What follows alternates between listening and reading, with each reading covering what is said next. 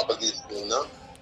దేవా దర్శించండి, సహాయం విని ప్రభా నాయన నీ తట్టు తిరుగునట్లుగా సహాయం అల్పుడైన దాసుని మీరు పవిత్రపరిచి నీ రక్తంలో నీ కృపచేత బలపరిచి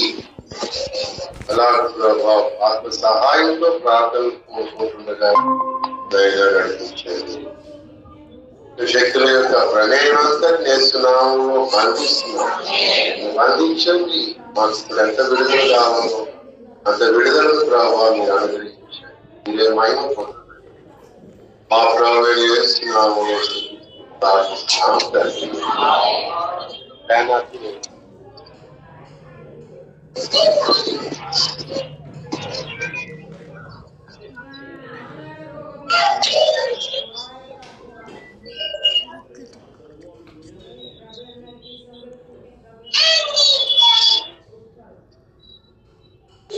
కీర్తన గ్రంథం 92. కీర్తన గ్రంథం 92వ కీర్తన 10వ వచనం. గురుకోలు కొమ్ము వలె నీవు నా కొమ్ము పైకెత్తివి, క్రొత్త తైలముతో నేను అంటబడితిని. పిల్లరా, దావీదు ఇంచుమించుగా దావీదు రాసినటువంటి కీర్తన అని ఈ కీర్తన గురించి మనం చెప్పుకోవచ్చు. అందులో ఒక కారణం ఏంటంటే మనం చదివినటువంటి వాక్యము. దావీదు క్రొత్త తైలముతో అంటబడుట అనే దానికి మనం సమూయేలు గ్రంథంలోకి వెళ్తే దావీదుని మరి సమూయేలు వచ్చి అభిషేకిస్తాడు. సమూయేలు వచ్చి అభిషేకిస్తాడు. సమూయేలు వచ్చి అభిషేకిస్తాడు. తర్వాత హెబ్రోను వాళ్ళు వచ్చి వాళ్ళు అభిషేకిస్తారు. తర్వాత ఇశ్రాయేలీయులు గోత్రాల వాళ్ళు అందరూ వచ్చి వాళ్ళు అభిషేకిస్తారు. మనకు తెలిసి అలా 3 సార్లు, మనకు తెలియకుండా దావీదు ఎన్నిసార్లు అభిషేకించబడతారో మనకు తెలియదు. ఆ అభిషేకం అనేది వీళ్ళగా దేవుడు అతనికి ఇవ్వబోతున్న ఇచ్చినటువంటి ఆ అంతస్తు, ఆ బాధ్యత, ఆ అంతస్తు అనే దానికి ఒక ఆధారం అని మనం గ్రహించాలి. మళ్ళా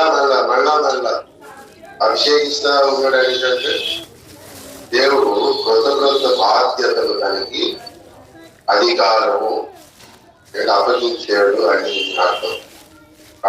కాబట్టి నా కొమ్ము నీవు కొమ్మంటే దేనికి సూచన? అధికారానికి సూచన అని మనం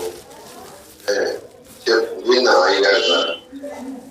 అలాగే అంత్య దినాల్లో 2వ రాకడ టైంలో శ్రవణ కాలంలో అబద్ధ ప్రవక్తకి ఎన్ని కొమ్ములు ఉంటాయి? అదే 10 తలలా 10 కొమ్ముల అబద్ధ ప్రవక్త, అబద్ధ క్రీస్తు 13వ అధ్యాయ ప్రకటనలో వాడు ఫస్ట్ పారాగ్రాఫ్ లో కనపడతాడు. వాని గురించి చెప్పడానికి అబద్ధ ప్రవక్త వాడికి ఏమన్నాడు?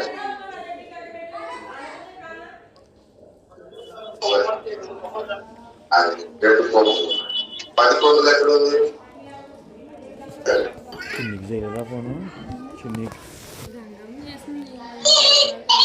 అబద్ధం తీసుకున్నాడు.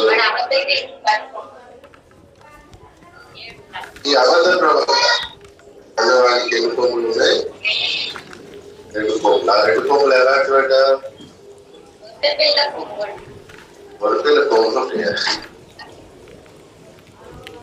చిన్నపిల్లలకి ఎక్కించేటప్పుడు పెద్దలు 2,000 పెట్టినట్టు వాడు అదేంటో ఆడికి అది సరదా గురించి వాడంటాడు.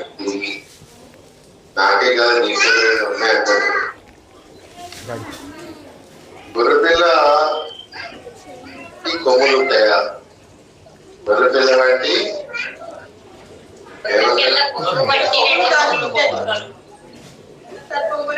కాబట్టి 2 కొమ్ములు ఉన్నాయని వాడికి డబుల్ అధికారం ఉందని అర్థం. అలాగే ఇక్కడ దావీదుకి ఎటువంటి కొమ్ములు ఉన్నాయంటే ఎటువంటి కొమ్ము ఉన్నాయంట, గురుపోతు కొమ్ము వల్లే నీవు నా కొమ్ము అయితే. గురుపోతు అంటే ఏంటి? గురుపోతు అంటే ఇంగ్లీష్ లో కొన్ని బైబుల్లో యూనికార్న్ అని ఉంటుంది అంటే దించాడు యూనికార్న్. అలాగే నా తర్వాత ఆక్స్ అని కూడా ఉంటుంది. ఇంత బాగా ఉంటుంది. ఆ ఎత్తుకి ఏదైనా ఎదురొస్తే ఆ 2 కొమ్ములు దాని తలే దాన్ని ఆడుకోవడానికి దానికి ఉన్న ఆయుధం. ఎత్తుకున్న కొమ్ములు యూనికార్న్ అంటే ఏమంటారు?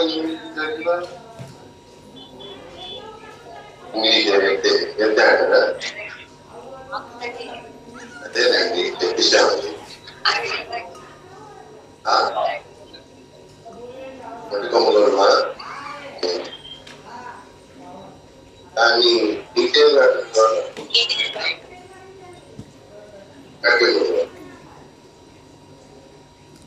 కాబట్టి ప్రియులరా, ఇప్పుడు దాని సంగతి పక్కన పెట్టు. ఆ బలమైనటువంటి జంతువుకు ఉన్నటువంటి కొమ్ము అంటే కొమ్ము అంటాడు.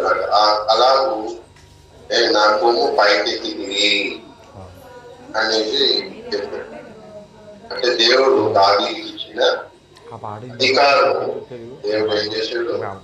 హెచ్చించాడు. అధికారాన్ని దేవుడు హెచ్చించాడు. ఆ అధికారాన్ని దేవుడు హెచ్చించాడు. అది క్రొత్త తాయిలంతో నేను అంటబడింది. దావీదుకి క్రొత్త తాయిలంతో అంటబడ్డాను అనే ఒక గ్రహింపు ఉన్నాడు. అది ఎందుకు అంటబడ్డానో కూడా చెప్పాడు. దేవుడు నా కొమ్ము హెచ్చించాడు, నాకున్న అధికారాన్ని హెచ్చించాడు. కాబట్టి క్రొత్త తాయిలు ఇచ్చాడు. అంటే క్రొత్త ఆర్థిక క్రొత్త అధికారం దేవుడు నాకు ఇచ్చాడు అని తనకు దేవుడు ఏం చేశాడు? తన పరిస్థితిలో తను ఎరిగి దేవుణ్ణి స్తుతిస్తా ఉన్నాడు. యెహోవాను స్తుతించడం మంచిది అనే కీర్తన మొదలుపెట్టాడు. యెహోషువ అభిషేకించాడు. నూను కుమారుడైన యెహోషువ దేవుని ఆత్మ కలిగిన వాడు, జ్ఞానాత్మకు. అతన్ని మోషే అభిషేకం. అంటే ముందే ఉన్నది అతనికి జ్ఞానాత్మ ఉంది, లేకపోతే దేవుని ఆత్మ కలిగిన వాడు. అంటే ఇశ్రాయేలు ప్రజలకి చాలా మందికి లేని ఆత్మ తన మీద ఉన్నది. అంటే అప్పుడు దేవుడు ఉన్నది ఆత్మ అతని మీద యుద్ధాలు చేయడానికి యెహోషువ మీద ఆత్మ. మొట్టమొదటి యుద్ధం యెహోషువే కదా మొదలుపెట్టాడు, అమాలేకీ కాదు. అలా యుద్ధాలు చేస్తున్నటువంటి ఆత్మతో యుద్ధాలు చేస్తున్నటువంటి ఆత్మ కలిగి యుద్ధాలు చేస్తున్నటువంటి యెహోషువ దేవుడు చూస్తున్నాడు, మోషే చూస్తున్నాడు, చాలా మంది చూస్తున్నారు.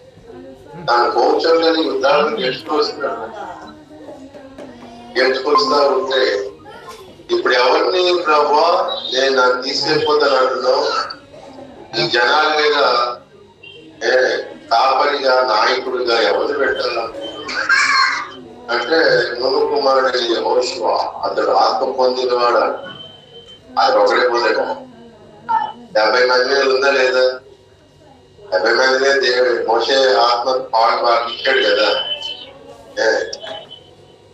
కానీ ఎంతమందిలో ఉన్నప్పటికీ కూడా యెహోషువని ఎన్నుకో, ఆ యెహోషువకి ఈ అభిషేకం, ఆవిడ అభిషేకం ఉండాలి అని చెప్పాడు. దాని కారణం దానికి ఉన్నాయి. కాబట్టి ఇప్పుడు మొట్టమొదటిదేమో ఆత్మాభిషేకం దేవుని వలన పొందాడు. ఇప్పుడు ప్రజలందరూ గుర్తించి అతని నాయకత్వంలోనికి రావడానికి ప్రజలందరి ఎదురు ఏం చేశాడు? మోషే అభిషేకం చేశాడు. ముందు మోసి అస్తనిక్షేపం అంటారు కదా. కాబట్టి ఆ ఆత్మ ఉన్న వాళ్ళందరూ కూడా అధికారం పొందిన వారు కాదు సమాజంలో. ఆ ఆత్మ కలిగిన వాళ్ళందరూ కూడా శత్రువుల మీద పోరాడడానికి వాళ్ళు అధికారం ఉన్నవారు. పరిశుద్ధాత్మ అభిషేకం వాళ్ళ మీదకి వచ్చింది. మేడగదిలో వచ్చిన అందరూ సంఘం నడిపించారు. అలాంటి మరియం కూడా నడిపారు కదా. అందులో మరియం కూడా ఉంది కదా. 120 మంది మీదకి వచ్చి ఆ 120 మంది మీదకి వచ్చినప్పుడు ఇక అందరూ అపోస్తులే. అందులో సువార్తికులు ఉన్నారు, అందులో అపోస్తులు, ప్రవక్తలు, కాపాడులు, బోధకులు. దేవుడు నియమాకం ఉందని పౌలు చెప్పాడు కదా. దేవుడు అలాగా సెపరేట్ గా వాళ్ళని మరి ఉండాలని దేవుడు ఆత్మతో అభిషేకించి సువార్త ప్రకటించుకోవాలి. సువార్త ప్రకటించిన తర్వాత సంఘాలు కట్టాలి. ఈ సంఘాల కంటే ముందు సువార్త ప్రకటించడానికి అందరి మీద అసలు పైన నుండి శక్తి పొందు వరకు పొందిన తర్వాత మీరు ఎక్కడికైనా వెళ్ళండి సువార్త. కాబట్టి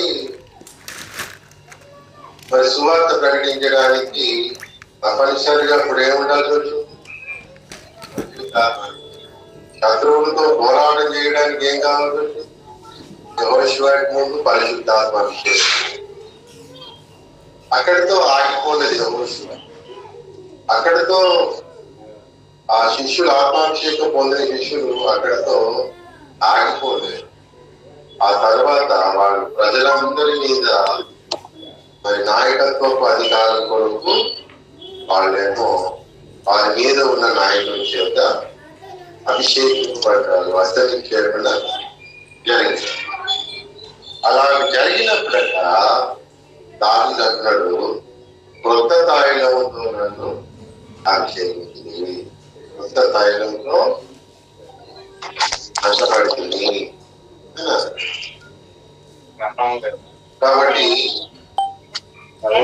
ఆత్మాభిషేకం మనకి ఎంత అవసరమో అలాగే నాయకత్వము హోదా లేకపోతే అధికారం కొరకు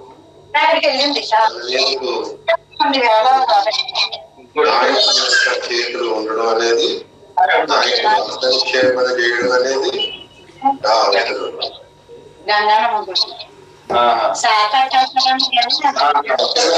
మీ వాయిస్ ఇక్కడ వినపడుతుంది.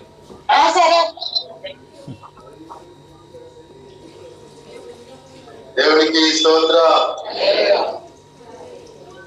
లేదా మళ్ళీ ఏం చెప్పుకుంటున్నాం?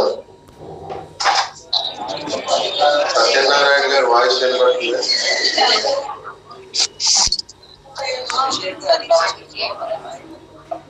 నాయకత్వపు అధికారం కొరకు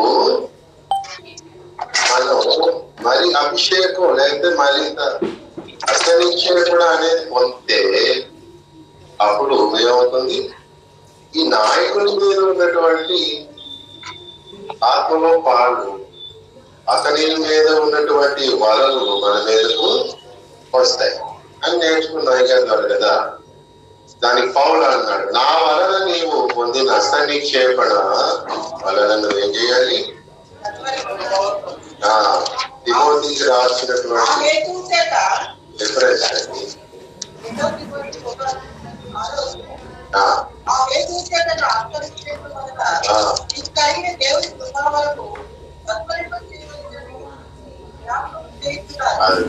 నా హస్త నిక్షేపణ వల్ల ఏం కలిగింది అన్నాడు? దేవుని కృపావరం కలిగింది. ఆ కృపావరాన్ని ఏం చేయాలి? నువ్వు ప్రజ్వలింప చేసుకుంటే మళ్ళీ అధికారం వస్తుంది, మళ్ళీ చేతులు ఉండడం జరుగుతుంది. నేను అంతకుముందు ఆత్మ చేయకపోను, ఆ తర్వాత అప్పుడు పొందుతా ఉన్నాను. ఆ తర్వాత తనకు కాపరిగా ఉండడం నా దీనికి ఆ తర్వాత మేము ఆసియన్ కాంటినెంటల్ కి ప్రెసిడెంట్ గా ఉండాలని అభిమానం చేసి పెట్టాను, ప్రార్థన చేశాను. అదేంటంటే మరలా కొత్త అధికారం పొందినప్పుడు ఆ చేయి పెట్టారు. ఆ చేయి పెట్టారు అనేసి అంటే ప్రార్థన చేశారంటే అర్థం ఏంటి? మనకు కొత్త అధికారం మనం పొందాము అనగా అప్పుడు దేవుని కృపావరం లేకపోతే నాయకుల మీద ఉన్న కృపావరం మనకి వచ్చింది. ఆ వరాన్ని ఏం చేసేయాలి? ప్రజలు చేస్తే మళ్ళీ చేయవచ్చు. అలాగేంటంటే దావీదు కొత్త తైలంతో నేను అడ్డపడితిని అని అన్నాడు. మనకు లేఖనాల్లో తెలిసి దావీదు ఎన్నిసార్లు అలాగా కొత్త తైలం తట్టబడ్డానంటే 3 సార్లు కదా, 3 సార్లు అని మనం చెప్పాం. అలాగూ ప్రియులారా మనం కొత్త తైలముతో అడ్డపడినట్టు మనం దేవుని వలన అధికారం చేపట్టడానికి మనం పిలువబడ్డాం. మనం ఒక ప్రాంతంలో ఉండిపోవడానికి నాకు కొత్త తైలం మీద రావాల్సిన అవసరం ఉండదు. మన పరిచయం విస్తారంగా చేయాలని వచ్చింది అనుకోండి, అప్పుడు కొత్త అధికారం మీరు చూసుకుంటుంది, మీరుకేమో కొత్త తైలము వస్తా ఉంటుంది. ఆ తర్వాత ఈ కొత్త తైలం మీదకి రావడం అనేసి అనేటప్పుడు మొదటిగా మనకు నూతన వ్రతజీవితములు ఉండాలి. మరి ఒకరే గారు పాడారు కదా,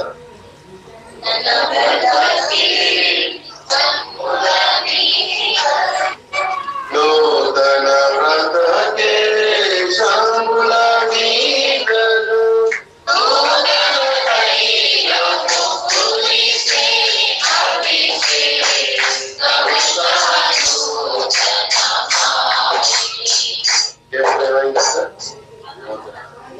నూతన సంవత్సరాలకు వెళ్ళాక అభిషేకం నూతనం అవుతుందా? ఏమన్నారంటే మరొకసారి చెప్పండి. అదే నీ నూతన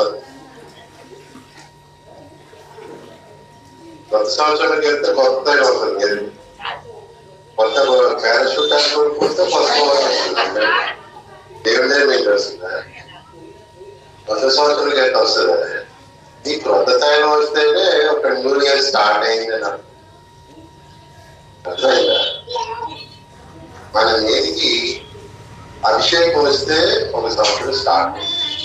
మన మీదికి కొత్త తైలం వచ్చిందంటే ఒక కొత్త సంవత్సరం స్టార్ట్ అయిందని.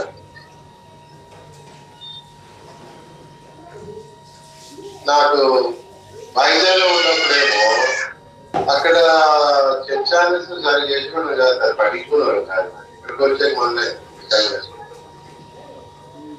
మే 7వ తారీఖు నేను ఆర్డినేషన్ తీసుకొని చర్చ్ స్టార్ట్ చేసి మే 7 యానివర్సరీ మళ్ళీ కూర్చుండిపోతుంది.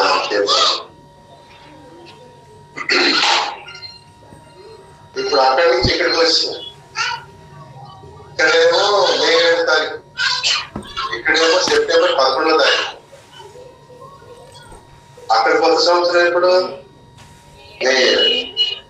ఇక్కడ కొత్త సంవత్సరం ఎప్పుడు? September 10. Out reach party start చేసి దాని యానివర్సరీ దానికి అది కొత్త సంవత్సరం. కాబట్టి మనం నూతన తాయిలం మీకు వచ్చింది అంటే ఒక కొత్త సంవత్సరం నీకు మనకి స్టార్ట్ అయిపోయిందని మనం నూతన తాయిలము పొందుకొని నూతన సంవత్సరం కడుగు పెట్టడం దేవుడికి కావాలి. దానికి నూతన తాయిలం కొరకు ఏం కావాలన్నట్టు ప్రవక్త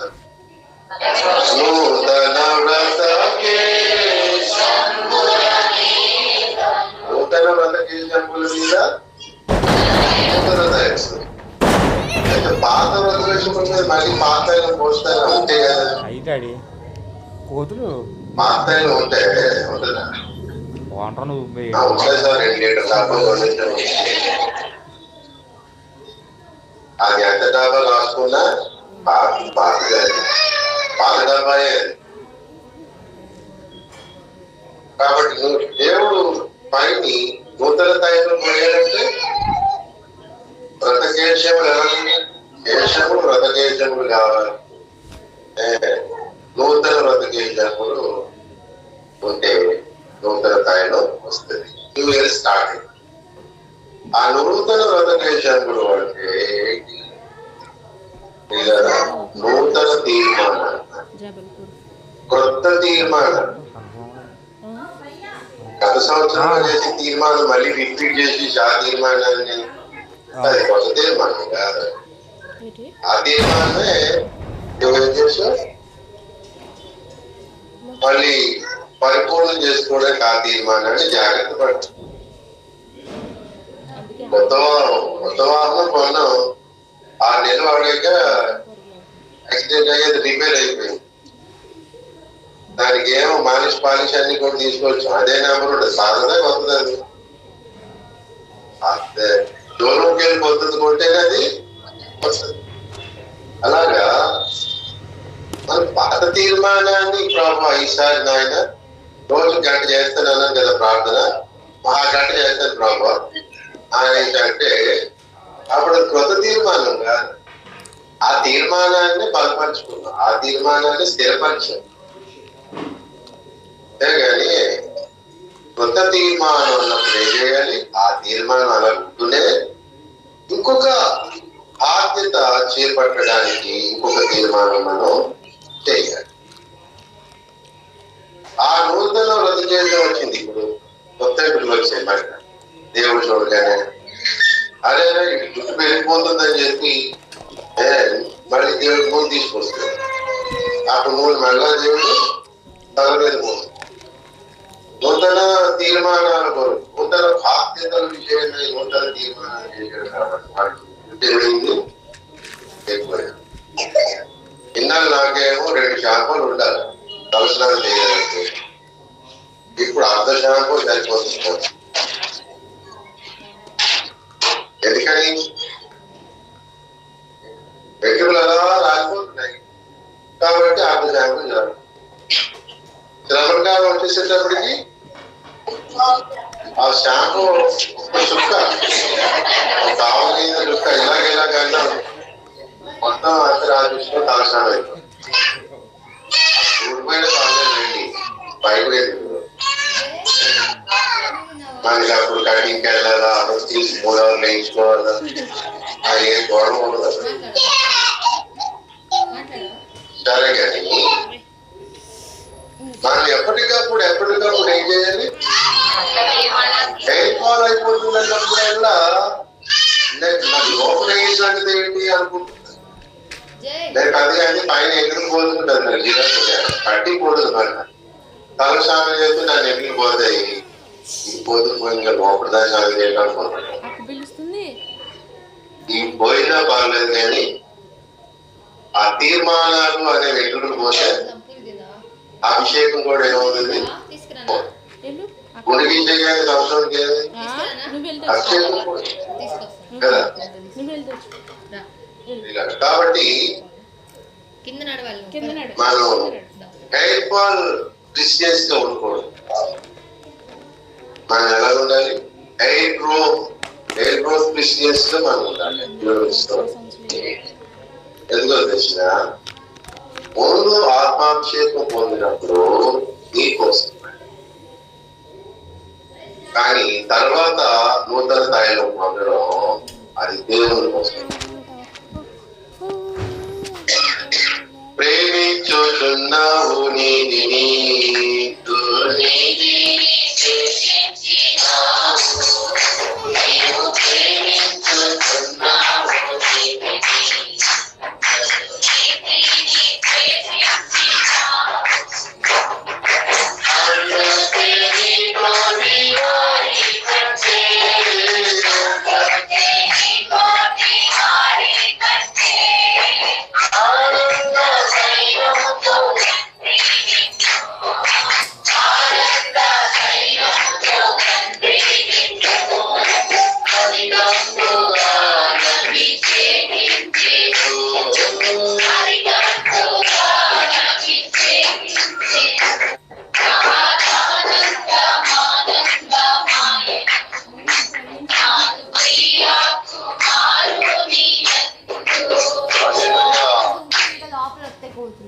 ప్రియకుమారుని యందు దేవుడు ఏం చేశాడంటే మహా ఆనందం కలిగిందట ఆయనకి.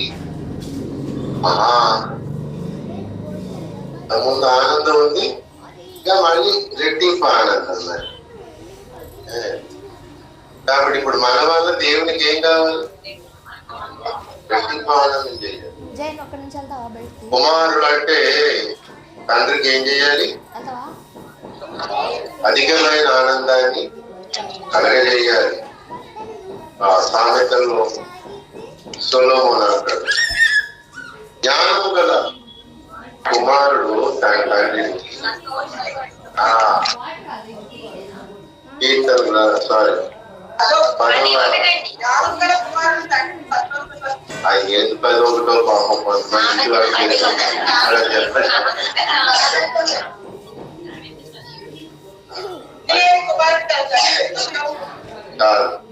జ్ఞానము గల కుమారుడు తన తండ్రి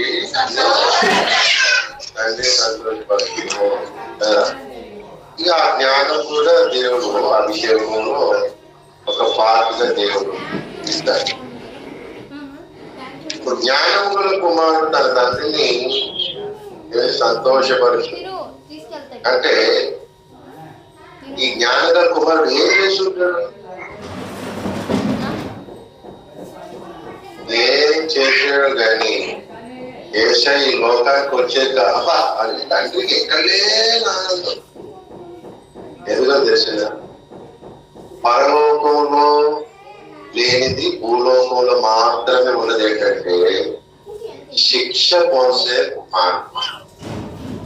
పరలోకంలో శిక్ష పొందే అవకాశం ఉంది లేదు కదా. ఆ 12:1 రండి.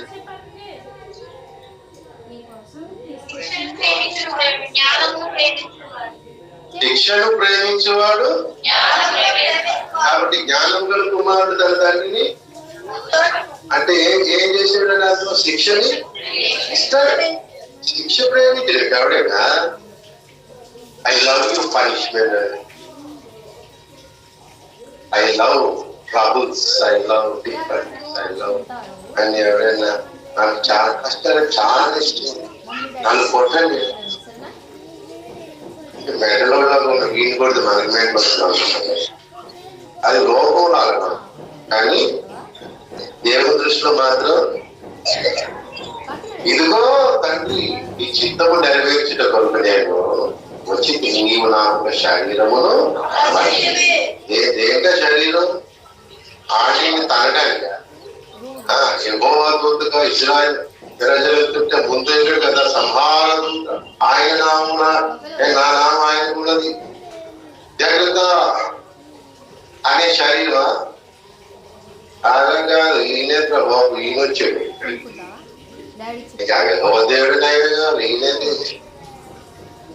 అసలు ఈ దగ్గర తినాలంటే భయం వేస్తుంది. అలా చూస్తున్నాడు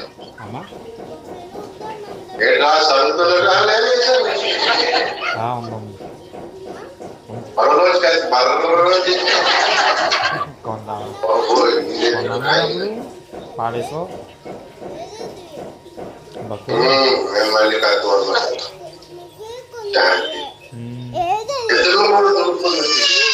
సమాజం కత్తి ఇదిగో కౌ చూస్తాడు దేవుడు ఏంటి ఈ సంగతి లేచే మధ్యలో కౌ ఈ దూత నిద్రపడింది కదా చెప్పలేదు. కనిపెడతా ఉంటాడు వీడు గొర్రెలు తీస్తున్నాడో సాగుతున్నాడు అసలు ఇప్పుడు ఆశ్చర్యం కాదు ఎంత మంది చంపేసాడో అయ్యేసాయ కదా ఇప్పుడు వాళ్ళందరి కోసం చచ్చిపోవడానికి శ్రమ పొందే శరీరంతో వచ్చేసాడు దేవునికి స్తోత్రం. పౌలు ఎంత మంది హింసించాడో కదా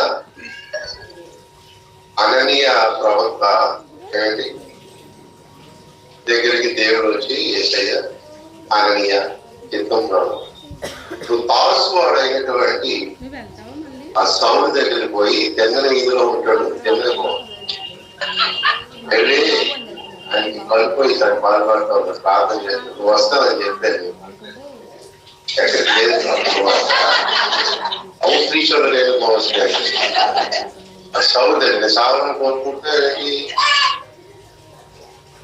ఎంత హింసించాడో నేను అంత హింసపెడతా అతనికి నా తడగా అయితే చూపిస్తాను నా అతనికి శ్రమలు చూపిస్తాను అంటే కొంచెం కండ అన్నమాట ఎందుకంటే బాగా పడుతుందంటే నాకు కొంచెం హ్యాపీ కదా రిలీఫ్ వస్తుంది ఎంతమంది హింసించాడో నేను చూసి అన్ని హింసలు పొందుతాడు నా కోసం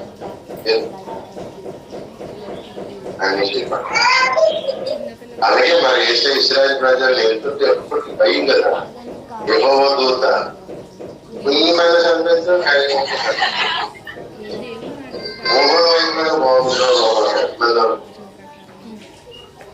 కాబట్టి యేసయ్య 8,000 మందిని చంపేయడం ఈ న్యాయమే ఆ తరంలో అన్యాయం కుమారుడు ఆయన చంపుకొని వెళ్ళిపోతే అంటే న్యాయం తండ్రి ఆయన ఏమనలేదు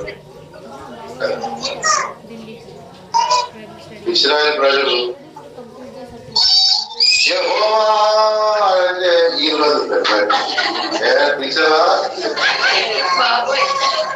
పరలోకమందున్న అబ్రహాము ఇస్సాకు యాకోబుల దేవుడు యెహోవా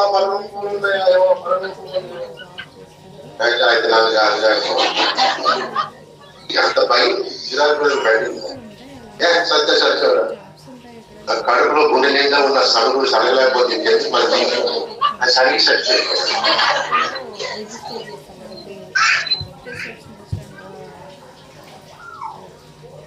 అలాంటి యేసయ్య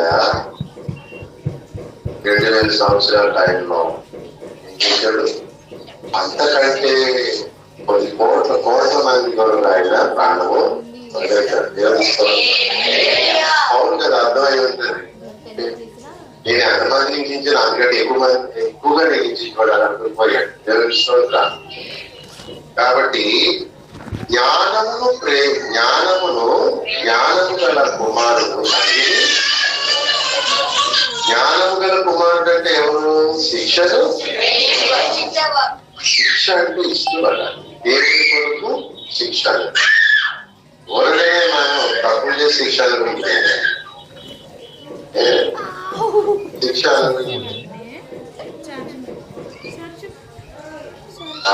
యోసేపు అందరికంటే చిన్నోడు శిక్షను ప్రేమించాడు కదా అన్నం రాగానే రాజు అయ్యాడు చేసేస్తాడు ఎవరో అనుకుంటాడు దానికి జరగాలని దేవుడు అనుకున్నాడు కీడు మీరు చేయాలని చేశారు కానీ నేరుగా దేవుడు దాన్ని ఉద్దేశించాడు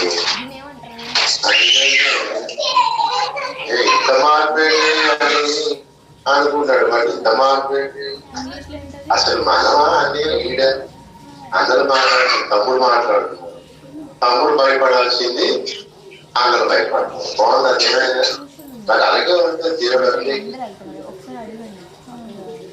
కాబట్టి శిక్షను ప్రేమించడం లేదు యెహోషువ తప్పించుకోవడానికి ప్రయత్నం చేసి తనకి గోడికి ఏ దేవుడో నువ్వు తల సూచించేదాన్ని ఎలాగుంటుందంటే ఆ కాలే రద్దు చేసి బైబుల్ ఏసై తెలిసిన వాక్యం అడుగు తెలుసు ఎక్కువసేపు శిక్షణ ఇష్టపడ్డాడు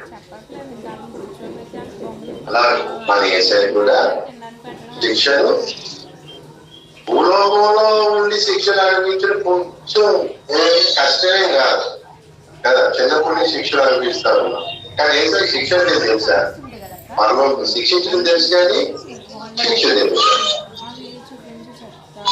భూలోకానికి వెళ్ళారు కుమారుడా రెడీ ఒక శరీరం ఉంది కదా రెడీగా కోట్లుగా నేను వేసుకుంటానని చెప్పి ఆ శరీరం ధరించుకొని వచ్చేసాడు.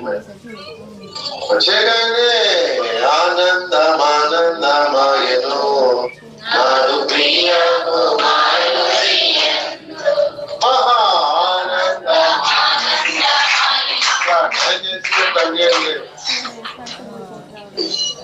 అంటే ఏంటి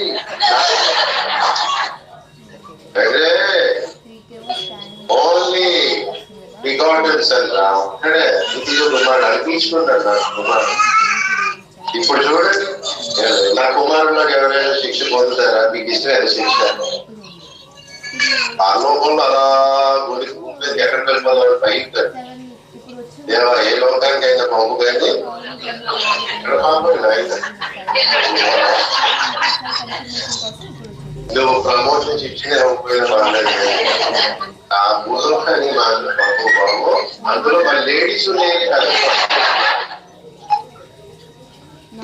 ఇక వెళ్ళారు భూలోకానికి భయపడు.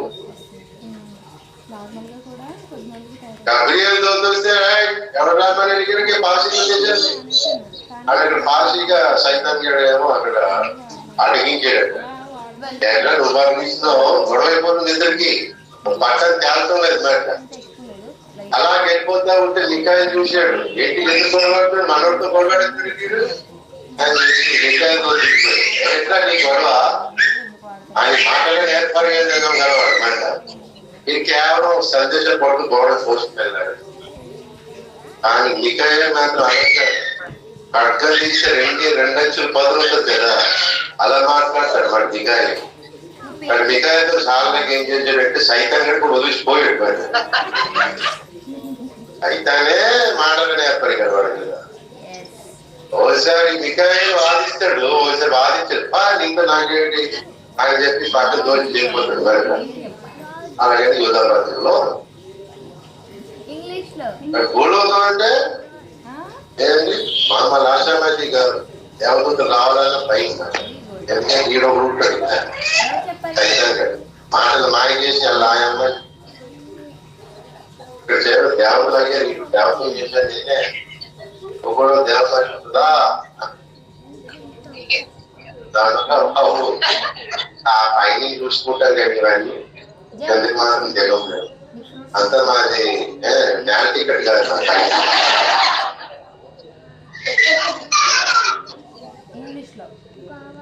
అంత మనం అలాంటి లోకాన్ని గెలిచేది కదా. హింస పొందడానికి శిక్ష పొందడానికి తగిన శరీరం ఎన్నో సిద్ధం చేయడానికి నేను వస్తున్నానని ఆనందంతో వచ్చాడు. పుట్టేసాడు 30 సంవత్సరాల టైంలో బాప్తిజం తీసేసుకున్నాడు మాట. అంటే నేను రెడీ శిక్షకి అని బాప్తిజం తీసుకోడు. పరలోకంలో ఇదిగో ఇక్కడే నా ప్రియ అని సంతోషించాడు. అంతకు ముందు కుమారుడు అంటే ఆనందమే. సృష్టించేశాడు, విశ్వాన్ని చేశాడు, తండ్రి చిత్తాన్ని చేస్తున్నాడు, తిరుగుతాడు, తండ్రి వస్తున్నాడు. తండ్రికి యేసయ్య అంటే చాలా ప్రియం. ఆయన భూలోకానికి రాగానే మహాప్రియం. డబుల్ స్వీట్ ఒక్కరేగా గులాబ్ జాము అలా కాదు కనిపించి నేను తినట్టు ఆయనకి అలాగే ఇష్టం. అలా తండ్రి దేవుడికి ఏం చేయాలనుకున్నాడు? డబల్ మీట 2 రకాలైన స్వీట్లు కలిపి తిన్నంత ఆనందం మాట. తండ్రి అంటే దేవునికి స్తోత్రం. మహా ఆనందం ఆయన తండ్రి. ఏంటండి అంత ఆనందం? నా కుమారుడు శిక్ష పొందడానికి వెళ్ళాడు. చూడండి చూడండి నా కుమారుడు శిక్ష పొందడానికి వెళ్ళాడు. ఆయన్నే ఏమంటారు? జ్ఞానము గల ఆయన శిక్షించడానికి కాదు, శిక్ష పొందడానికే, ఆయన రక్షించడానికే, తాను శిక్ష పొందడానికి ఆ శిక్షను ప్రయోగించేవాడే జ్ఞానం. అలాంటి శిక్షను ఎందరో భక్తులు ప్రేమించారు, అతిసాక్షులు అయిపోవడానికి ఆయన ఇష్టపడతారు. అలాగే ఎందరో మిషనరీ శిక్షను అనుభవిస్తారు. శ్రమ అయినా శ్రమాయైనను శ్రమ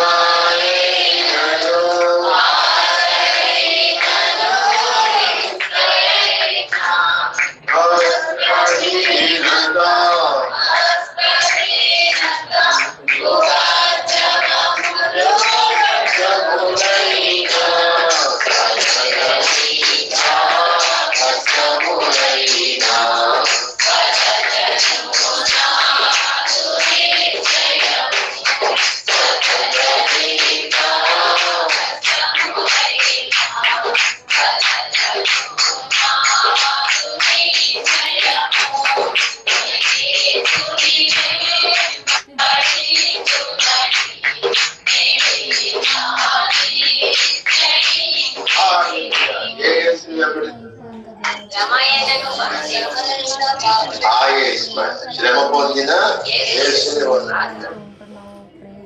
దేవుడు చూసాడు. నువ్వు కూడా ఆత్మజ్ఞానం కలిగిన వాడు అంటాడు దేవుని. నువ్వు అసలు నాకు కుమార్తె కోపం వచ్చి పెద్ద పట్టుకెళ్తా కొట్టేసిన అబ్బా ఏం కొట్టారా నిన్ను ఏం ప్రేమిస్తారంట. తినవాళ్ళ ప్రేమించడం కాదు, ఎవరు తిన్నోళ్ళే చేత దేవుడు ప్రేమించి అధికంగా ఆనందించి కుమారుడినేమో తన శరీరాన్ని అధికంగా అభిషేకించబడాలి. అంటే నేను నూతన బాధ్యతలు అన్నాను కదా, నూతన బాధ్యతలు చాలా శ్రమతో కూడి ఈ లోకంలో చేపట్టిన బాధ్యత శ్రమతో కూడి కదా.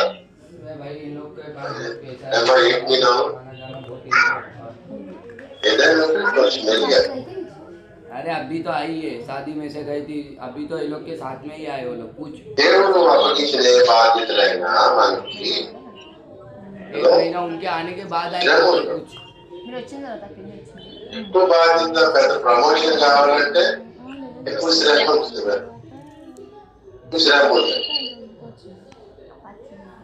మరి अभी गए फिर अभी वापस जाएंगे, फिर ఎంత శ్రమ ఉంటుంది. यहाँ नहीं पहला జిల్లా చూసుకోవాలి. भेजे नहीं भेजे बोले ఆయనేమో డి కలెక్టర్, ఈయనేమో బి కలెక్టర్. బి కలెక్టర్ అయినా డిస్ట్రిక్ట్ కలెక్టర్. బి కలెక్టర్ ఎక్కువ శ్రమ ఉంటుంది, డిస్ట్రిక్ట్ కలెక్టర్ శ్రమ ఎక్కువ ఉంటుంది. మనమేమో కలెక్టర్ అయిపోవాలంటే అనుకుంటాం. మరి అక్కడికి వెళ్ళిన తర్వాత ఆ సంతకలింది, ఆ మీటింగ్ ఉంటుంది, దానికి ఎంత రోడ్డు సర్టిఫికేట్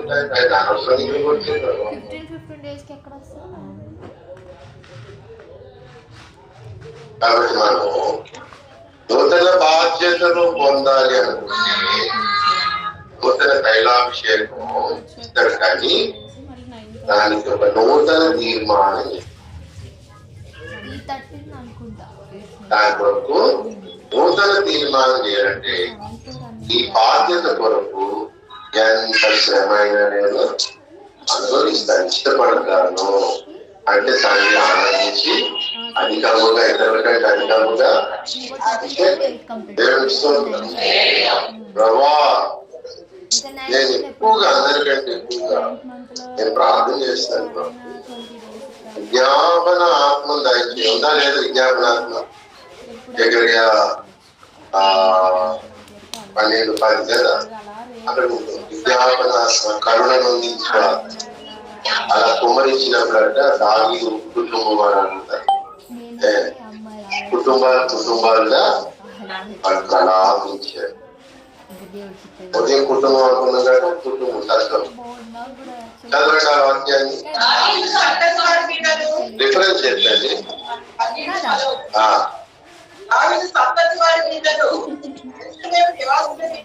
చక్కరిగా కరుణనందించే ఆత్మ, విజ్ఞాపన చేయు ఆత్మ, నేను కుమ్మరింపగా ప్రలాపించింది కదా. తర్వాత కింద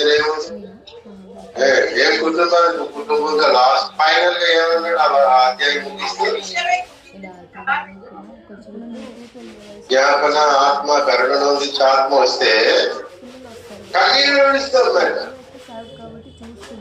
అది మన సొంత దోషములు కానీ ఇతర దోషములు కానీ మన రక్షణ నేను మరి ఎక్కువగా ఇతరుల రక్షణ కొరకు అయితే మనం అసలు ప్రార్థన చేసేవాడు మీరు ఎలా వస్తుంది? మామూలు ప్రార్థన చేసేవాడు, ప్రత్యేక ప్రార్థన, ప్రత్యేక ఉపవాసాలు ప్రతిష్ఠించుకొని దేశం సంఘాలు బాగుపడాలి ప్రత్యేక ప్రార్థన చేస్తారు.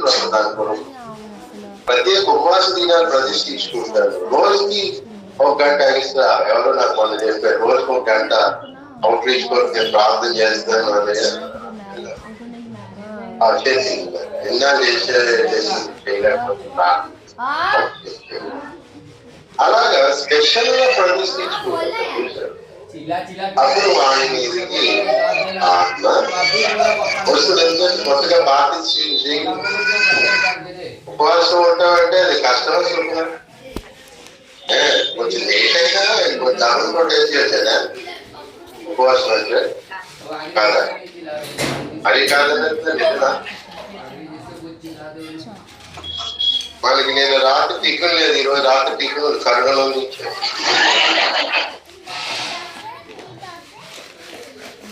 ఏం కట్టలేదండి. ఆకలితో పంపించారు, వద్దనిచ్చారు. నీకు బాగలేదు, నాకు బాగలేకపోతే ఆకలితో పంపించారు. దూరం నుంచి వచ్చారు, ఇదిగొద్దారా ఎక్కడ కూడా చేశారు. సరే అయితే వండుకో అన్నమాట. ఇప్పుడు టిఫిన్ చేశారు. కరుణలో నుంచి ఆత్మ వచ్చేసి పొట్టలు నింపుతా ఉంటాం.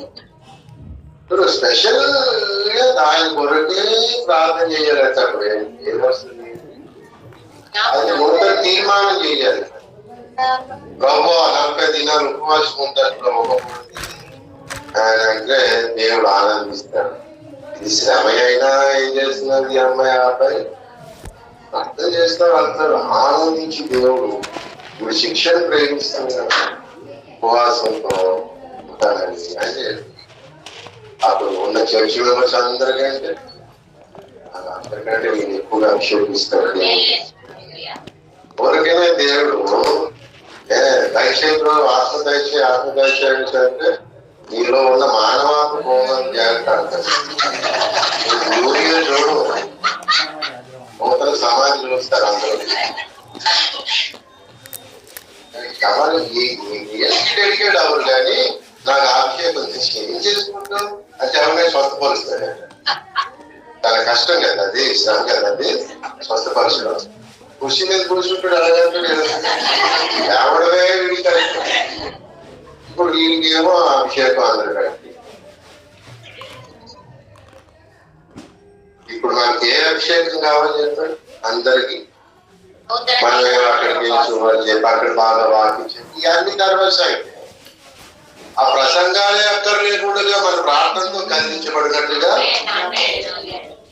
మనకి అధికమైన అభిషేకం ప్రార్థన కొరకు ప్రార్థన బలిపీఠాలే కూలిపోయేస్తుంటే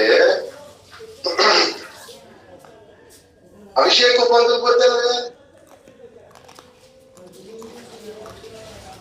చాలా మందిపై జ్ఞాపన ఆత్మ లేదు. వాళ్ళకి ఏదో అలాగా చదువు వచ్చు కాబట్టి చదివేస్తున్నారు. అంటే ఆ ప్రార్థన వస్తుంది, నలుగురితో కూర్చుంటున్నారు. వాళ్ళు ఎప్పుడు చేసినో చేస్తా ఉంటారు ప్రార్థన. కొంతమంది వాళ్ళు ఎప్పుడు చేయలేదు, వింటా ఉంటారు, ప్రేక్షక పాత్ర వహిస్తారు. మరి ఎందుకే వచ్చామంటే ఆమె అనడానికి ఆమె అని కూడా పైన ఉన్నాడు కదా అంటే కింద ఉండదు. అది దానికైతే అభిషేకం అక్కర్లేదు. మేము అడిగేది ఇట్లాంటి ఎవరో ప్రార్థన ఏం చేశాడు అంటే ప్రార్థన అంటే ఇష్టం లేని వాడికి ఇక నేను ఆత్మాభిషేకం పొంది ప్రత్యేకంగా నేను శ్రమ పడాలి ప్రార్థన కొరకు కానీ మనసు వెళ్ళిపోతుంది. కుటుంబంలో లేదు, ఆ కుటుంబంలో ప్రార్థన చేసుకోవడానికి దిక్కు లేదు. మళ్ళీ సార్వత్రిక సంఘము భారతదేశం దానికి ఒక ప్రతిష్ఠిత ప్రార్థనలు ఎట్లా వస్తాయి. కాబట్టి ఏమైపోయి ప్రాకారాలు మట్టి గోడలతో అలాగా పేడలు చేసి కట్టినట్టుగా వేసేమాట అడ్డులాగా. అది కొంచెం ఎవడైనా దీపావళి బాంబులు వేసి పటాసులు పెంచడం అది పడిపోతుంది. ఒక నక్క ఎగిరితే నీకు కట్టే గోడ కూలిపోద్ది అన్నాడు కదా. ఏం చెప్పాడు అది అక్కడ అన్నాడు కానీ ఆడి దేవోక్తులు నేను అడుగు సైతాన్ అవుతాను వాడి ముక్తి ఇప్పుడు పని చేసేస్తుంది అన్నమాట కదా. ఒక నక్క ఒక జిత్తులు మారి నక్క కనీసంలో ఎవడో ఒకడు వచ్చి ఏదైనా అన్నాడు అనుకోండి, ఈ ప్రార్థన దీపం కొడుకు ప్రార్థన ఈ సడన్ నాకు తెలియదు అనుకుంది కదా. ఇది అలాగే వెళ్ళాడు అలాంటి అన్నారు అనుకోండి, ఇంకా మెంటల్ టైం పెట్టించుకొని ప్రార్థన జీవితం పోగొట్టుకున్నాను. ఇంకా ఏంటి కొంచెం కష్టం రాగానే ఇంకోటి దాన్ని ప్రార్థన దేవుడు ఏమి ఇచ్చాడులే అని చెప్పి ప్రార్థన కూడా ఇంకోటి ఉన్నారు. ఇది నక్క ఏదో కూర్చుంది కాబట్టి అది ఇంట్లో ఉన్నాకో సంఘంలో ఉన్నాకో బయట ఆ నక్క ఏదో అలాగే ఎగిరింది. అయితే పడిపోయింది చాలా పెద్ద కూడా మట్టి కూడా. ఇంకా నక్క ఎగిరిందంటే మన గోడ ఆగిపోయిందా కదా చూడం కదా. కాబట్టి జ్ఞాపన మీదికి రావాలి అంటే ప్రత్యేకమైన ప్రతిష్ఠిత ప్రార్థనలు చేసుకున్నప్పుడు దేవుడు మీరు పంపిస్తారు. దేవుని అది విజ్ఞాపనాత్మ. అలాగే ఇంకా దేని కొరకైతే స్పెషల్ గా మన ఇంట్రెస్ట్ తో మనం బాధ్యతలు చేపడతారు. మరి ఎవరో మన పాస్టర్ని ప్రవక్తలుగా పిలిచే తర్వాత చూద్దాం. కానీ ముందు నేను కొన్ని దినాలు ప్రభావ ఈ సంఘం కొరకు నేను ప్రార్థన చేస్తున్నాను అని ఇంతమంది సంఘంలో ఉన్నారు కదా. ఇద్దరే ప్రార్థన చేసుకుని పోతే బాగుంటది లేదు. వారానికి ఇద్దరు, సంవత్సరంలో 52 వారాలు ఉంటాయి. 50 అనుకుందాం, 100 మంది మన సంఘాలు బ్రాంచెస్ అన్ని కలిపి 100 మంది లేదా ఉన్నారు. ఇద్దరేసి వారం దినాలు 10 దినాలు ఉపవాస ప్రతిష్ఠించుకుంటూ పోతే సంవత్సరం అయిపోతుంది. అప్పుడు మన సంఘం ఎంత గట్టిగా కట్టబడుతుంది. ఇది చేయండి అని చెప్తే అసలు మామూలు కర్మేల ప్రార్థనకే రాలేకపోతున్నారు. ఏముంది ఆత్మ ఉందా దరిద్రం ఉన్నారు. ఒక స్త్రీలు కూడా అంటే స్త్రీలే రాదు. మళ్ళీ ఇక్కడ ఆదివారం స్త్రీ చాలా మంది కనబడతారు. స్త్రీలు రాదు, స్త్రీలు కూడా ఎప్పుడు పెట్టుకుంటే లేకపోతే వచ్చినారో ఎప్పుడు వస్తారు అన్నమాట. వాళ్ళే ఒక 5 6 10 మరి మిగతా నాకు ఎప్పుడు నీకు అభిషేకం రాదు. ఈ రోజు అభిషేకం దాంట్లో ఏదో గోడ చేసి గడి చేసి వచ్చుంటే సక్సెస్. నూతన ప్రతిష్ట అనేది లేదు కాబట్టి మరి ఆ నూతన స్థాయిలో మనకు మోసపోవడమే మన భ్రమ అది. కాబట్టి క్రీడగా విశ్వాసం పక్కన పెడదాం కాదు. ఆర్డినేషన్ తీసుకుని సువార్త చేద్దాం, సంఘం నడిపిద్దాం. సంఘ కాపరికి మిస్టర్ పాస్టర్ గారు అభిషేకం తీసుకుని అప్పుడు ఇలాంటి వాళ్ళందరూ ఎలాగుండే, అభిషేకం తీసుకున్న వాళ్ళందరూ ఎలాగుండే, వాళ్ళు ప్రత్యేకమైన ప్రార్థనలు ప్రదర్శించుకొని అది శిక్ష అయితే అందులో ఎంటర్ అయిపోతాను. శిక్షను ప్రేమించి చేయాలి. మరి అది ఉపవాస ప్రార్థనల వల్లైనా రాత్రి కాలం ప్రార్థన వల్ల శిక్ష వస్తుంది. తర్వాత అది ఎంత దూరం అయినా కష్టతరమైన పరిస్థితులు చూడండి. మనం వర్కౌట్ చేస్తే కొండలు ఎక్కువ దిగిపోతా ఉంటారు. కష్టం కదా. పక్కీరుగా చూడాలి కష్టమే. కొంతమంది సుమారు పక్కీలో ఈ ఊర్లో దానికి నేను నా అభిషేకం ఉంటుందా? అసలు దేవుడు వేసాడా? ఒక వేసిన అది ఉందా పోయిందా? ఆ పక్క వీధిలో రాలేవు, ఇరుగు పొరుగుకి ఏం చెప్పు, ఏ పని చేయాలి ఏమి చేయవు. అప్పుడు దేవుడు ఆ సువార్త చేస్తున్నాడు అని చెప్పి ఏ అబ్జెక్ట్, సువార్త కూడా ఇది నాకు వెళ్తే అంటే నాకు వెళ్ళరు, ప్రతిష్టత కాదు అది. ఎవడు వచ్చి రాకపోయి నేను వెళ్తాను ప్రభు సువార్త, అది ప్రతిష్టత. అప్పుడు వాడు నూతన బ్రతకేశాలు వచ్చాయని అర్థం. వాడి మీదకి దేవుడు అభిషేకం పంపిస్తాడు. ఎవాంజలిస్ట్ గా పాస్టర్ గా ఏమీ కాదు, ప్రతిష్ఠించుకోగానే మీదకి వస్తుందంట ఆ అభిషేకం. అలాగే ఏవేవి చేయదగినవో, ఏవేవి దైవజనుడు చెప్తున్నాడు, ఏమేమి దైవజనుడు చెప్పకపోయినా బైబిల్ చదివినప్పుడు తెలుస్తున్నది ఏమేమి చెయ్యాను అని దాని కొరకు ఒక ప్రతిష్టత చేసుకొని దాని కొరకు నేను ఉంటాను అని చెప్పి ప్రార్థన చేయడం మొదలు పెడితే నీకు వెతుకులు రావడం మొదలెడితే కొత్త హెయిర్ వస్తుంది. కొత్త హెయిర్ వస్తుంది. కొంతమంది ఫ్యాషన్ కోసం 4-5 రకాల కలర్లు వేస్తాను. నేను నేపాల్ వెళ్ళాను, అప్పుడు చూసాను ఏదో రామచంద్ర తోటలో కూడా తీసుకెళ్ళి మరి వెనకని కాదు రామచంద్ర తోట దానికి 2 రోజులు ఉంటాయి కదా. రామచంద్ర తోటలో ఏదైనా తీసుకుంటే ఆవిడ సన్నగా ఉన్నాడు బయట, ఆ చుట్టూ సన్నగా వచ్చింది. కొంచెం దగ్గరికి వెళ్తే మనిషి ఆవిడ ఇలా చూస్తే యవనస్తుడు ఏంటంటే అనిసైతే అదొక టైప్ హెయిర్ డై అంట అక్కడ ఆ నేపాల్లో. నేను షాప్ కానీ వెళ్ళాను మాట. షాపింగ్ అంటే అలా ఊరంతా ఒకసారి తిరిగి వెళ్తే మన అడుగు మోపించినట్టు ఉంటుంది కదా, కాల్ పెట్టించినట్టు ఉంటుంది కదా అని వెళ్ళాము. వెళ్తే ఆడగాను మాట. అంటే వాడికి ఎన్ని రకాల హెయిర్ డై మిక్స్ చేసి ఏమో నాకు రాజ్యాలు చూసి నాకు ఆశ్చర్యం అనిపించింది. క్యారెట్ ఏమి అక్కడ వచ్చింది. అలాగే ఇప్పుడు ఒక్కొక్క దాని కొరకు తీర్మానం చేసుకున్నప్పుడు ఎస్ఐ కూడా ఎలా కనపడతాడు.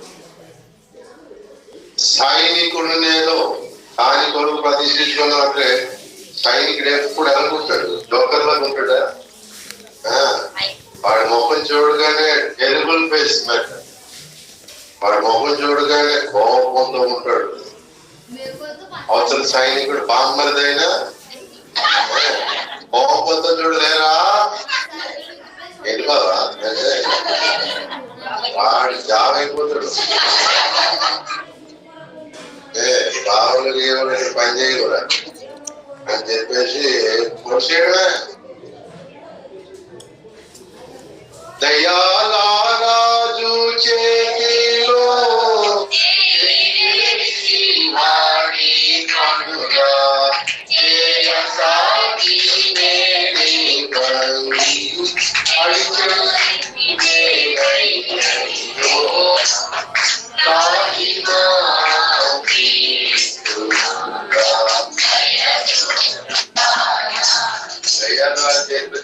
కనుగా బామ్మదైనా వాడు మన బాప అయినా మన తండ్రి అయినా ఏమవ్వాలి, దేశంలోని భావోద్రేకాలు మారిపోయి కోపం రావాలి, రెడ్ ఫేస్ రావాలి. నాకు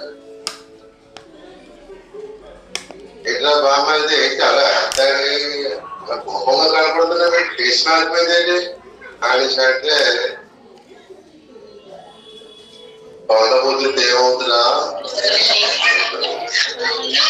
రంగు మార్చే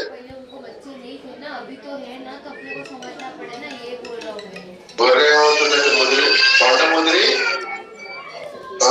ముసలిలో గొర్రె ముదిరితే పొట్టేలో, నక్క ముదిరితే తోడేలో. ఒక్కొక్క టైప్ లో ముదిరికేసు.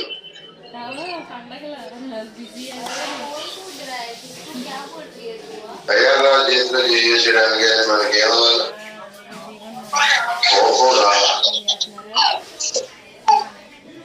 మనం చేసేటువంటి దేవుడు కోపం వస్తుంది.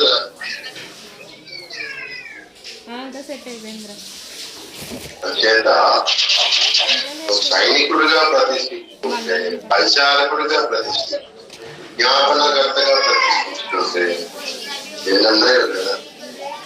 పరిచర్య పౌరులు దాని కొడుకు దేవుడు ఏం చేస్తా ఉంటే అభిషేకిస్తా. ముఖ్యంగా శ్రమ నొందడానికే ఇవన్నిటి వల్ల శ్రమ వస్తుంది బాబు. ఘనతలు లేకపోతే కీర్తి వస్తుందని ఎక్స్పెక్ట్ చేయలేదు. వస్తే రాకపోవచ్చు, కానీ శ్రమ అయితే ఉంటుంది. అంటే అసలు అది లేక యుద్ధ అయిపోయింది కానీ అని చెప్పి కలికాలని ఎడలో నిలబడుతుంటారు కదా, వేడికి పోసుకుంటుంటారు కదా. అది శ్రమ కావాలి అని మనం కానీ ఇష్టపడితే శభాష్ ఐ లవ్ యూ అని చెప్పి దేవుడు మనం ప్రేమించి నీ సంఘంలో ఉన్న వారందరికంటే అధికముగా అభిషేకించుతున్నావు. నేను గిన్నుతాం అమ్మాయి భోజనాలు తినేసాడు. గిన్నుతాం అంటే పాత్రిక లక్కీ దాంట్లో కొన్నాము, అది కూర్చుంటే పట్టబడ్డది. కాబట్టి అలా నిలబడి తినేసి అలాగే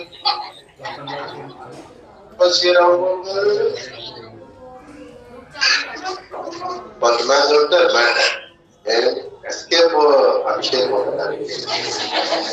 తప్పించుకోవడానికి అభిషేకం. ఎక్కడ పనులప్పుడు ఇంత కట్నం ఆగిపోతారు. కొంతమంది దూరిపోతూ ఉంటారు. ఏ పని చేస్తారంటే చెప్పేసి మొత్తం సాంబారంతో ఉంటారు.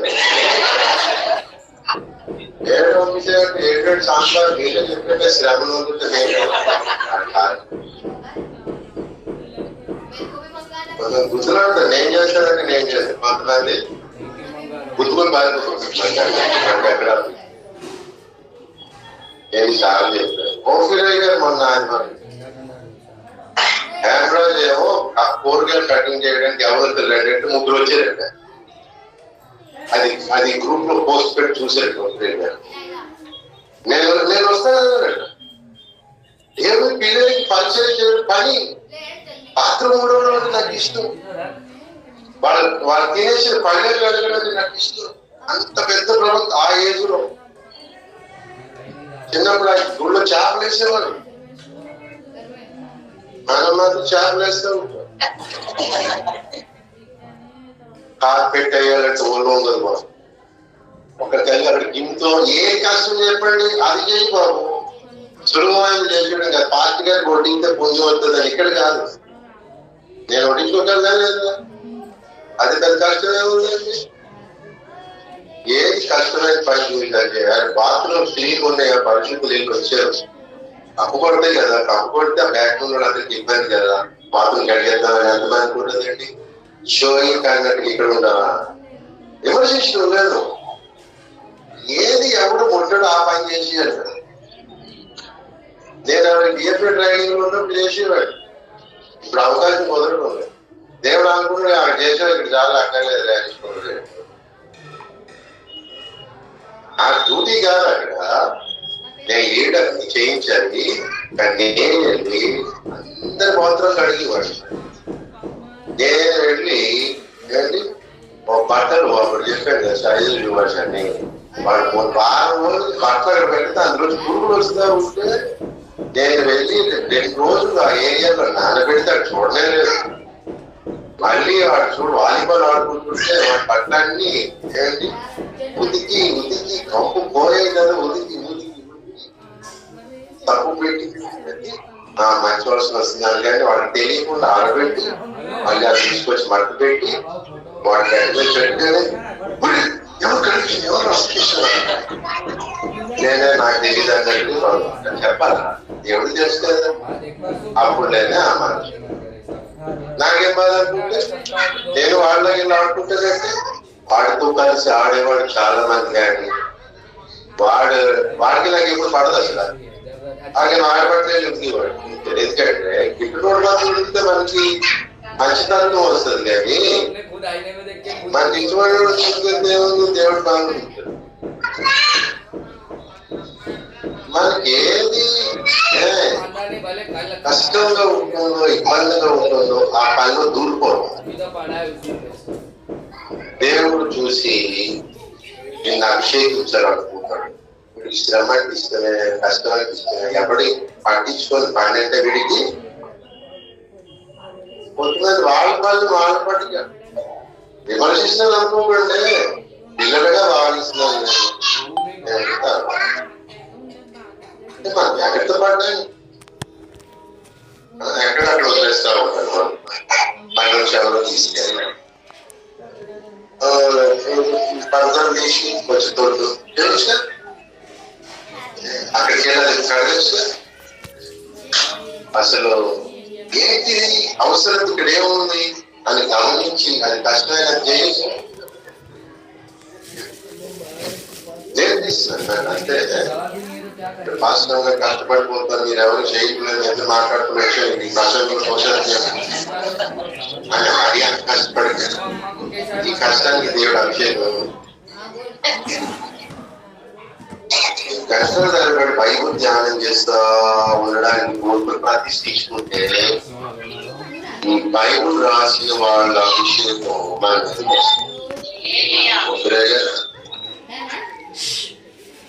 ఆ అభిషేకం మరి రాకపోతే చదువులో ఒక అధ్యాయం కూడా చదువుతాగా నేను తెలియదు. ప్రార్థన అంటే కష్టం, బైబుల్ చదవాలి ఎక్కువసేపు అంటే కష్టం, అసలు వాక్యం వినాలంటే వీడు తొమ్మిదిపోయింది. ఇక్కడ పరిశోధించి నేను ప్రార్థన చేసి వచ్చి సేవకుడు చెప్తాడు కదా, నీకేం కూర్చోంటే వీడు కూర్చోలేడు ఒక గంట. నీకు అభిషేకం వస్తుందా? ప్రభువా నువ్వు ఎన్ని గంటలు బోధించినా వ్యక్తిగతంగా నీ సన్నిధిలో ఉంటారు, అలాగే సమాజ సన్నిధిలో ఉంటారు. మాట్లాడుకోవాలి సేవకుడు ఎన్ని గంటలు మాట్లాడితే కూర్చొని ఉంటాడు అని అనుకోలేదు. అలా ఉంటాను అని నువ్వు తీర్మానం చేస్తే ఈ తీర్మానం పెరిగి పెరిగి పెరిగి పెరిగి పెరిగి వెసులు వస్తాయి కదా. శిష్యుడు మనసు విడిపోన్నది, వీడు శిష్యుడే అని చెప్పి ఆ కొంత కాయలు తీసి పోస్తాడు. నువ్వు ఇక అంటే బతుకుతాలతో రజతో స్టూడెంట్ ఉంటావు దేవుడే. శిష్యుని మనసు మనకి లేదు, ఎవరు చెప్తే మనం వీళ్ళు నేర్చుకో. బైబుల్ చదివిస్తాను ప్రభా ఈ రూపంలో ఉంటాడు, ఆత్మ శోభతో ఈ రూపోయి మండించి మండించి శుద్ధాత్మ ఆ కోర్స్ వస్తే మంచిదే కదా. కాకపోతే ఉద్రేకం అయితే అన్నీ కష్టం కదా. ఒక్కొక్కరు భావోద్రేకాలు ఒక్కొక్కలాగా ఉంటాయి కాబట్టి కొంతమంది కంట్రోల్ చేసుకుంటూ కొంతమంది ఇప్పుడు మనం ఎంత నాపిస్తున్నా కానీ పక్క అవుతుంది కదా. నేను అది కంట్రోల్ అవుతుంది, ఈ కంట్రోల్ అవ్వలేదు. ఇంకా ఇంతకుముందు అయితే ఆయన కొట్టించుకుంది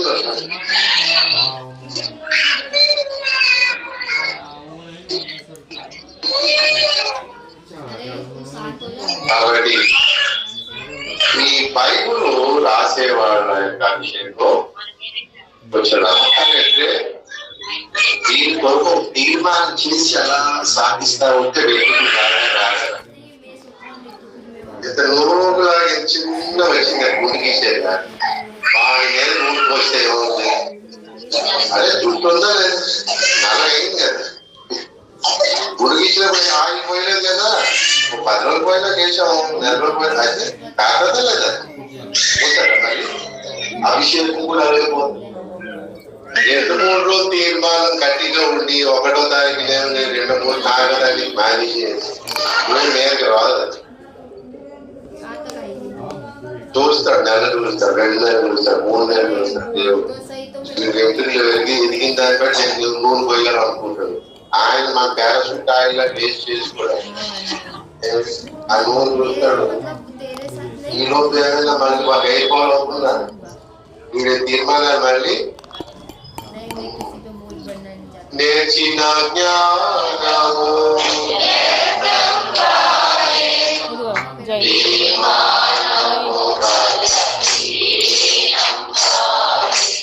పాట పాడతాడు. ఆ పాట దగ్గరికి వస్తాడా, ఆ పాట దగ్గరికి వచ్చాడంటే అమ్మో ఇంత అనుకున్న ఆయన మళ్ళీ ఆయన తీసుకుంటాడు. అని అభిషేకించడు. ఇక్కడ ఏదో మనం ఏదో జరుపుకుంటున్నా అనుకుంటాడు, నీటికి తెలియదు.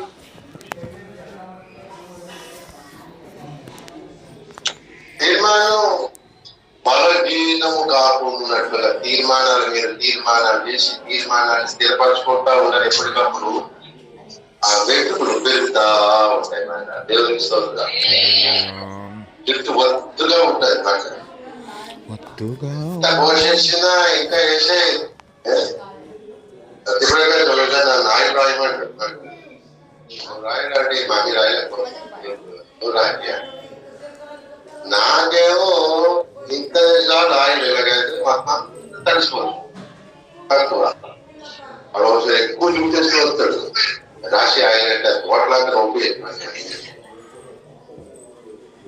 రెండు దోషులు లేచి ఏంటి చేస్తా ఉంటే అది ఎక్కడ పోతుందో ఆయన మరి చూస్తా ఉంటుంది. ఆయనలేదండి మళ్ళీ నా చేయి తడిసిపోతూ ఉంటుంది. కానీ ఎగ్జాంపుల్ చేస్తున్నారు. దేవుడు ఎంత విషయం చేసి నువ్వు సరిపోవట్లేదు బాబు. ఎందుకంటే పెయిన్ గ్రోత్ ఎక్కువైపోయింది. హల్లెలూయా. రకరకాలుగా ప్రతిష్ఠించుకుంటాడు అన్నిటికీ. దాన్నే దావీదు ఏమంటాడు, దేవుడు అందులో మెయిన్ పాయింట్ ఏంటి, దేన్ని ప్రేమించాలి మనం? శిక్ష ఉందా లేదా చూసుకోవాలి. శిక్ష ఉంటే ఇది నాదే. చాలా మంది శిక్షణగా తగ్గించుకుంటారు లేదా, అన్ని మిగిలిపోతాయి నాదే. శిక్షతో కూడుకున్నది ఏదైనా బాధ్యతలు కష్టం అష్టం అవసరమైతే మన పైసలే ఖర్చు పెట్టి చేయాలి కదా. పైసల్లో వాటిని దానికి రెడీ అంటే మీరు అభిషేకం జ్ఞానం గల కుమారుడు కుమారుడు మనం మొదలుపోతే మిషనరీ వర్క్ ఏ టైప్ లోనైనా చేయాలి. మిషనరీస్ గా మనం మిషనరీ సపోర్ట్ గా ప్రత్యేక ప్రార్థనల కొరకు ప్రతిష్ఠించుకోలేవు. శిక్షణ ఇష్టపడకపోతే దేవుని ప్రేమలో తొలిపోతాం మనం. అలాగే ప్రతిష్ఠిత ప్రార్థనలు అర్పించుకుంటూ విచిత్రం ఏంటంటే ఆ 7 నుంచి 9 అవుట్ రీచ్ ప్రేయర్ అవుతుంది. ఆర్డినేషన్ తీసుకున్న ఒకరోజు కాకపోతే ఒకరోజు రావాలి. ఆర్డినేషన్ తీసుకోలేని వాళ్ళు వస్తున్నారు ప్రేయర్కి. ఆర్డినేషన్ తీసుకున్న వాళ్ళు ఎవరు రావట్లేదు. ఏమనాలి? మళ్ళీ జాగ్రత్త చేయడం చేస్తుందా? ఎవరు చూస్తున్నాడు? దేవుడు చూస్తున్నాడా వింటున్నాడా కంట్రోల్లోనే వాక్యం దాదాపు చెప్తారు. అయినా మనిషి పొరపాటు చేయరు. కానీ ఉద్దేశంతో పొరపాటు చేయలేదు కదా. ఏమంటా ఏం 6-7 ఎప్పుడో 10 మంది వస్తే చాలా పండగ. అది మీరు ఆర్డినేషన్ తీసుకుని రోజు రమ్మంటూ లేదు.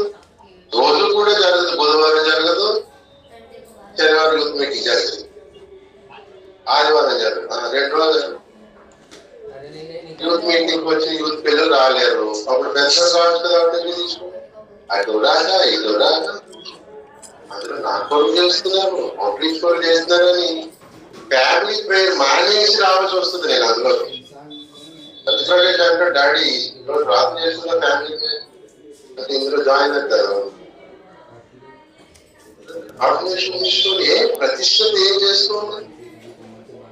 ప్రతిష్ఠత అంటే డైలీ అందులోకి వచ్చేసి అలా కాదు ప్రభావ పనులు ఉంటాయి కదా, రోజు తప్పించి రోజు ప్రతిష్ఠత అట్లా దగ్గర అదేనా ప్రతిష్ఠత. 7 to 9 రాలేకపోతే 8 to 9 గా 7 to 8 గా మరి ఆ టైంలో ఏం చేస్తున్నావు? దేవుని చేత ప్రేమించబడే జ్ఞానం గల కుమారుడుగా ఉండి అభిషేకం పొందాలని ఉన్నా టాపిక్ అదే కదా. ఎవరు చెప్పారు? మరి దానికి ఏమి మరి దాని వాడు తీసుకున్నావు ఏంటి రాకపోతే అలా పరిచర్య ఎన్నెన్నో ఉన్నాయి. కొన్ని సుఖంగా ఉండే పరిచర్యలు ఉంటాయి, చాలా కష్టమే. నువ్వు అసలు శిష్యుడిగా ఉండడానికే అభిషేకం. నువ్వు స్టూడెంట్ గా ఉండడానికే అభిషేకం.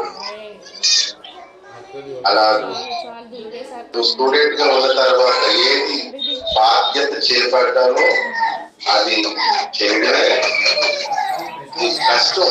ప్రేమిస్తున్నట్టు నీకు అభిషేకం. కాబట్టి ఏసైకి అది వరకు తెలియదు శ్రమ ఈ లోకానికి పొందడానికి వస్తుంటే శిక్షను ప్రేమించే ద్వితీయ కుమార అని దేవుడు నా దేవా అల్లే కూడా ఉపయోగపడ్డా కదా. ఇక అనాల్సిందే నా దేవా అని ఏసైనా దేవుని స్తోత్రం. మరి మనల్ని కూడా దేవా అని దేవుడు అనాలంటే ఎలాగా? కొంత పేర్లు ఉంటాయి కదా దేవా అంటే అలా 2 అక్షరాల పేర్లు పెట్టుకుంటే దేవుడు అడిగినట్టుగా. ఎవరి యొద్దకు ఈ type of word of God దేవుని వాక్యం వచ్చేనో వారే ఎంతమంది ఇష్టపడతారు ఈ టైప్ ఆఫ్ మెసేజ్ కి వాక్యానికి అంటే ఇష్టపడరు. అప్పుడు దేవుడు మనల్ని ఎందుకు దైవములు అంటాడు? డాక్టరీన్స్ వచ్చాయనా?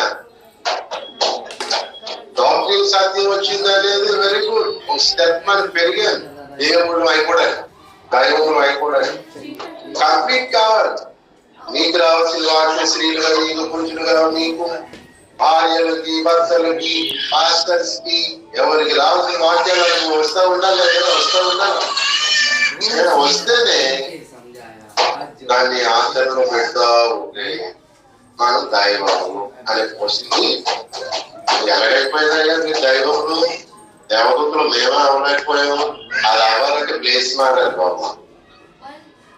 చల్లగా అక్కడ పర్వకంలో ఎండ లేదు, వాన లేదు, బురద లేదు, వంట లేదు, వాంతులు లేవు, ఏమీ లేవు. జ్వరం ఏమి ఉండదు. ఎప్పుడు పంట తినడము సీట్లు తినడము వాళ్ళు ఉన్నతానికి వస్తే తెలుస్తుంది. అప్పుడు దైవం ఉన్నతానికి చెప్పినా బాగుంది వచ్చాయన్న అప్పుడు అనుకుంటారు మరి దేవుడు. కానీ దేవుడు మనకు ఆదాన్ని భూలోకంలో పుట్టించి రక్షించి ఒక ప్రవక్తని ఇచ్చాడు. మరి జ్ఞానం గల కుమారుడు జ్ఞానము గల కుమార్తెలుగా ఎవరి కొరకైనా దేవుని కొరకైనా శ్రమ